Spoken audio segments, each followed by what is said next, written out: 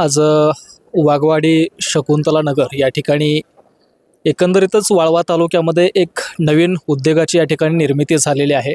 ते म्हणजे नवीन साखर कारखाना या ठिकाणी उभारला गेला आहे आणि आज त्या ठिकाणी बॉयलरचा त्यांचा शुभारंभ होता।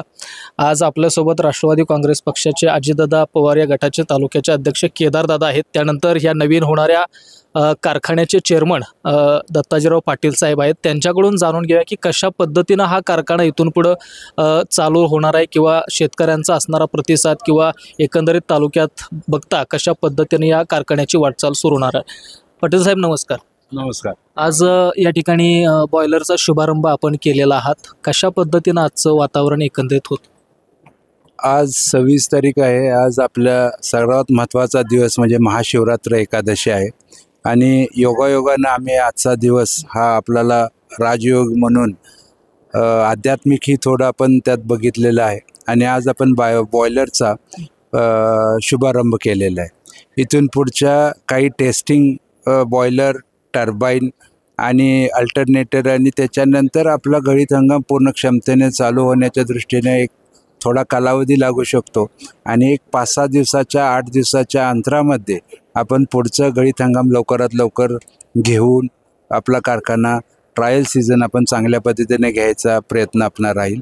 आपला हा कारखाना सर्वसाधारण 2,500 टन पर डे गाळप क्षमतेचा राहणार आहे। यामध्ये 4 मिल आणि 0 मिल असं प्रोव्हिजन आहे आणि त्या माध्यमातून आपला बऱ्यापैकी 100% ऑटोमायझेशन असल्यामुळे आपल्याला त्याची गाळप क्षमता चांगल्या पद्धतीनं करू शकतो। त्याचबरोबरीनं जो आपली एक्स्ट्रॅक्शन ऑफ द ज्यूस म्हणतो, म्हणजे जो आपला बगॅसमधून आपण जो सिक्रोजचं प्रमाण जे आपण एक्स्ट्रॅक्शन करायचा प्रयत्न जो असतो तो अतिशय चांगल्या पद्धतीनं आपल्याला प्लांट अँड मशिनरी ऑटोमायझेशन असल्यामुळं म्हणजे विथ TRPF असल्यामुळं आपल्याला त्याचा फायदा नक्कीच राहील। त्याचबरोबरीनं आपल्या ह्या कारखान्याचा मेन प्रोडक्ट हा आपला जॅगरी पावडर राहील आणि खांडसरी शुगर राहील। त्याचबरोबरीनं महाराष्ट्रातील सर्वात मोठा प्लांट जॅगरी पावडर व खांडसरी शुगरचा हा राहणार आहे। त्याचबरोबरीनं महाराष्ट्रामध्ये पहिला कारखाना असा आहे जॅगरी प्लांटमध्ये की ज्या कारखान्यामध्ये सहवीज निर्मिती प्रोजेक्ट हा चालू झालेला आहे। ह्याच्यापूर्वी कधीही असं घडलेलं नव्हतं, पण आपण एक चांगल्या माध्यमातून चांगल्या मार्गदर्शनातून म्हणजे आमचे राजकीय मार्गदर्शक, आमचे जवळचे नातेवाईक आदरणीय अजितदादा पवार यांच्या मार्गदर्शनातून ह्या सगळ्या गोष्टी सहज सुलभतेनं उभा करणं शक्य झालेलं आहे। त्यामुळे 6 मेगावॅटचं कोजनही आपण या माध्यमातून ह्या सीझनपासून चालू करतो आहे आणि त्याचं एक्सपोर्ट जे शिल्लक राहिलेली वीज आहे ती आपण महाराष्ट्र शासन MSCBला पण ते विक्री करणार आहे। ह्या सगळ्या गोष्टींमध्ये जितक्या काटकसरीनं जितक्या चांगल्या पद्धतीनं कारखाना चालवता येईल तेवढा चालवण्याचा आमचा सर्वांचाच मनोदय इच्छा आहे आणि त्या माध्यमातून जे काय आपल्या भागातील शिराळा तालुका, वाळवा तालुका, पलूस, कडेगाव, त्याचबरोबरीनं आमचं कोल्हापूर जिल्ह्यातील हातकलंगडी असेल, पन्हाळा बावडा असेल, ह्या सगळ्या ऊस उत्पादकांच्यासाठी ह्या चांगल्या काटकसरीने चालवल्यामुळं कारखान्याच्या माध्यमातून जे काय आर्थिक त्यांना फायदा रिटर्न्स देता येईल तेवढं आम्ही प्रयत्न करू।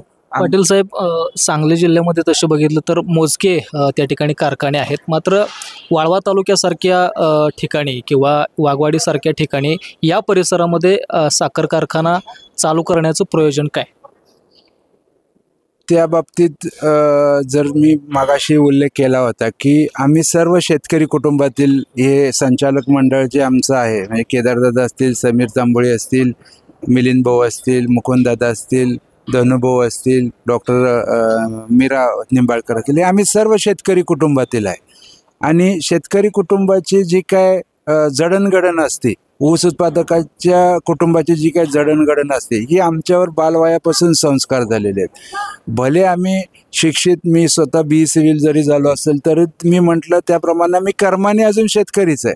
त्यामुळं एक मनोदय होता की ह्या सगळ्यांच्या बरोबरीनं आपल्या ऊस उत्पादकांना जितका शक्य तेवढा आपण आपल्या परीनं न्याय द्यायचा प्रयत्न करायचा प्रामाणिक प्रयत्न आम्ही करत आहोत। एक साधं उदाहरण मी देऊ इच्छितो। कोविडसारखा ज्यावेळी जागतिक महामारी आली की आपण आतापर्यंतच्या ह्या पिढीने पूर्वीच्या महामाऱ्या आपण ऐकल्या, इतिहासामध्ये बघितलेल्या आहेत, ऐकलेल्या आहेत, लिहिलेल्या आहेत. परंतु कोविडसारखी महामारी आपण सगळ्यांनी अनुभवलेली आहे. त्या कोविडमध्ये ऊस उत्पादक शेतकरी कुटुंबातील लोकांचे आर्थिक 50,000, लाख, 1.5 लाख, 2 लाख जर हॉस्पिटलचं बिल झालं तर त्यांचं सगळं वर्षाचं आर्थिक चक्र कसं कोलमडलं हेही आपण बघितलेलं आहे, आम्ही पाहिलेलं आहे. त्यामुळं आमची एक इच्छा होती, आमच्या वडिलांची, काही वडिलांची एक इच्छा होती की आपण शेतकऱ्यासाठी, ऊस उत्पादकांसाठी काहीतरी केलं पाहिजे. ह्या प्रेरणेतून, ह्या ऊर्जेतून हा प्रोजेक्ट करीत असताना आम्ही आदरणीय अजितदादांशी वारंवार या गोष्टीशी चर्चा केली. दादांनी वारंवार आम्हाला या बाबतीत मार्गदर्शन केले. त्यामुळे हा प्रोजेक्ट पूर्णत्वाला येणं शक्य झालं. पाटील साहेब, अजितदादांचं नाव तुम्ही या ठिकाणी वारंवार घेताय. मगाशी पत्रकार परिषदेमध्ये देखील अजितदादांचं तुम्ही नाव घेतलं. मात्र अजितदादा यांचा या प्रोजेक्टमध्ये नेमका रोल काय आहे? आता त्या बाबतीतला रोल जो आहे ते मी असं म्हणेन की केदारदादा त्या बाबतीतले स्पष्टीकरण देतील आणि तेच ह्या प्रश्नाचं उत्तर देतील. ठीक आहे, मी दादांना त्या ठिकाणी प्रश्न विचारतोय. अजितदादांचा या ठिकाणी उल्लेख 2-3 वेळा मगापासून झाला. अजितदादांचा या कारखाना उभारणीमध्ये किंवा या प्रोजेक्टमध्ये काय रोल आहे नेमका? अजितदादा हे महाराष्ट्राचे उपमुख्यमंत्री आहेत व ते नेहमीच आमचे आधारस्तंभ राहिलेले आहेत. ह्या प्रोजेक्टमध्ये त्यांचं योग्य मार्गदर्शन आणि बहुमोल सहकार्य आम्हाला लाभलेलं आहे. तर दादा, आता तुम्ही वाळवा तालुक्यासारख्या या ठिकाणी कारखाना उभारलेला आहे, मात्र रोजगार निर्मितीचा देखील या ठिकाणी फार मोठा प्रश्न आहे. कारखान्याच्या माध्यमातून जवळपास म्हणजे किती लोकांना त्या ठिकाणी रोजगार या ठिकाणी मिळू शकतो? किमान 500 ते 600 युवकांना ह्या उद्योगामुळे रोजगार निर्मितीच्या संधी उपलब्ध झालेल्या आहेत. त्याच्याही पेक्षा जास्त लोकांना, म्हणजे आता ज्यावेळी आमचं युनिट पूर्ण क्षमतेनं चालू होईल ती आणखी म्हणजे 700, जवळपास 700 नोकऱ्या आम्ही ह्या उद्योगामुळे देऊ शकतो. तर नेमका कारखाना कधी चालू होणार आहे, म्हणजे गाळपाला त्या ठिकाणी कधी सुरुवात होईल?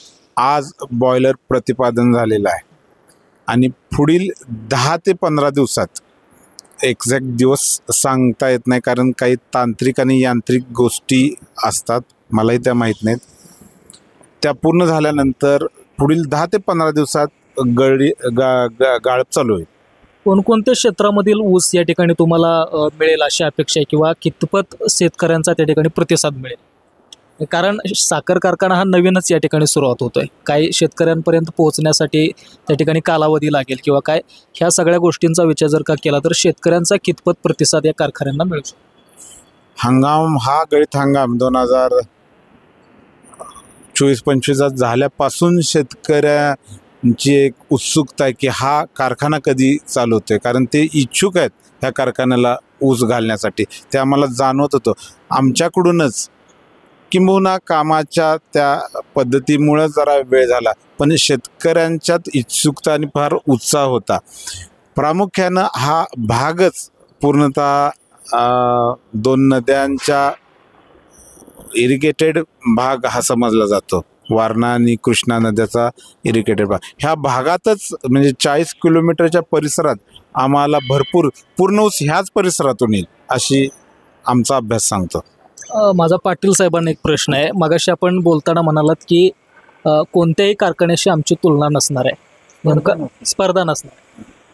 बरोबर आहे. मी मगाशीच हे वाक्य वापरलेलं आहे की ज्याप्रमाणे आम्ही आपली ND पाटील प्रतिष्ठान, ज्ञानदीप शिक्षण संस्था चालवतोय, त्यामध्ये आम्ही तेच केलेलं आहे की आम्ही कुठल्याही बाकी इतर कोणाशी आपण स्पर्धा करायची नाही. स्पर्धा ही आपलीच आपल्याशी राहिली पाहिजे, कारण आज आपण जे आहे ते त्याच्यापेक्षा उद्या कसं बेटर करता येईल किंवा how we are going to improve our self for the tomorrow, that things we are going to see in our self. म्हणजे आपली healthy competition with our self हे नेहमी आपण केलं तर कुणालाही त्याच्या बाबतीतलं हेवा दावा वाटायची आवश्यकता नाही आहे. आमची स्पर्धा ही नेहमी आमच्याशीच राहील आणि आम्हीच आमचं ते इम्प्रूव्हमेंट करत राहू. दादा, शेवटचा प्रश्न आहे, नेमकं काय आव्हान असेल शेतकऱ्यांना? शेतकऱ्यांना मी आपल्या वतीनं आवाहन करतो की जो शेतकरी ह्या कारखान्याला गाळपासाठी ऊस पाठवेल त्याचं वजन ऊसाचं हे करेक्ट असेल. त्यांनी कुठूनही वजन करून आणावं आणि आमच्या कारखान्याच्या वजन काट्यावर वजन करावं, फरक नसणार आहे ह्याची खात्री मी तुम्हाला देतो. आणखी करेक्ट वजन आणि उच्चांकित दर म्हणजे आता 3,300 रुपयाची आम्ही घोषणा केलेली आहे. जी लोक आता ऊस कमी मिळणार कारखाना चालू होण्या अगोदरच तुम्ही दर त्या ठिकाणी जाहीर केला, पूर्ण अभ्यास करून घोषणा केलेली आहे. आणि जो काही आम्हाला ऊस मिळेल, आता हंगाम संपत आलेला आहे, जो ऊस मिळेल ह्या हंगामाच्या शेवटी त्या ऊसाला आम्ही 3,300 रुपये देऊ. मी शेतकऱ्यांना आवाहन करतो की जास्तीत जास्त शेतकऱ्यांनी म्हणजे ज्यांच्या आता ऊस राहिलेत त्यांनी वाट बघावं 10 दिवस आणि इथं ह्या कारखान्याला ऊस गाळपासाठी पाठवावं. तर निश्चितच आपण बघितलं की या नवीन सुरू होणाऱ्या कारखान्याचे चेअरमन दत्ताजीराव पाटील आणि केदारदादा या ठिकाणी आपल्यासोबत होते. या वाळवा तालुक्यामध्ये असणारा मला माझ्या दृष्टिकोनातून दुसरा या ठिकाणी साखर कारखाना चालू होतोय आणि लवकरच त्याचा शुभारंभ या ठिकाणी बॉयलरचा आज झालेला आहे आणि 10 ते 15 दिवसात म्हणजेच येणाऱ्या मार्चच्या पहिल्या आठवड्यामध्ये या ठिकाणी या साखर कारखान्याला सुरुवात होते. आणि कारखान्याच्या व्यवस्थापन समितीकडून या ठिकाणी शेतकऱ्यांना आवाहन करण्यात आलं आहे की ऊसाची या ठिकाणी नोंद असेल किंवा त्यांचा ऊस या कारखान्याला आणावा आणि 3,300 रुपयेचा पहिला असा उच्चांकी दर या ND पाटील शुगरच्या वतीनं या ठिकाणी देण्यात आलेला आहे. विशाल लोंढे, AV9 मराठी, इस्लामपूर.